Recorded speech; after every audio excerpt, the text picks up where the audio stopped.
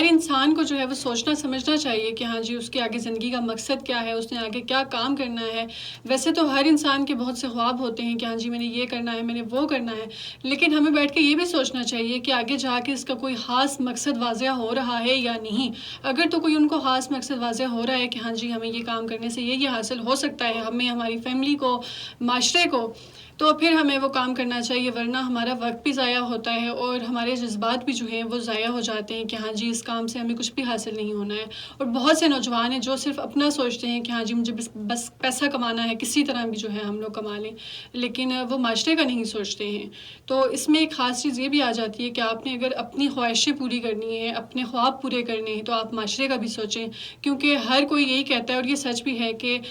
جو نوجوان ہیں وہ آگے معاشرے کا مستقبل ہوتے ہیں، اور اگر وہی جو ہے وہ اس بارے میں نہیں سوچیں گے تو پھر معاشرہ بھی ترقی نہیں کر سکتا ہے۔ اگر وہ صرف اپنا سوچیں گے، صرف اپنے مطلب کے کام کریں گے، اور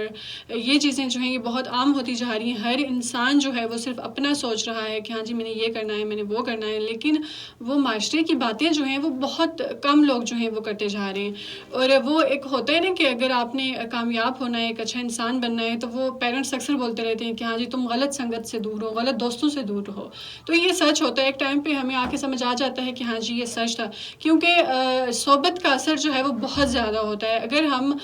غلط دوستوں کے ساتھ رہیں گے، سنگت کریں گے، تو وہ پھر ہمارے اوپر اس چیز کا اثر ہوگا، ہم اس چیز کو فوراً پک کر لیں گے اور ہم بھی ان کی طرح بن جائیں گے۔ اور اس طرح اگر ہم لوگ اچھے دوست بنائیں گے جو ہمیں اچھے راستے پر چلائیں گے، تو پھر ہم بھی اس کے ساتھ ساتھ جو ہے وہ چیز ان کی پک کریں گے کہ ہاں جی وہ اچھے ہیں، تو ہم بھی ان کی جیسا بنیں، ان کے جیسے کام کریں، انسپریشن لیں ان سے۔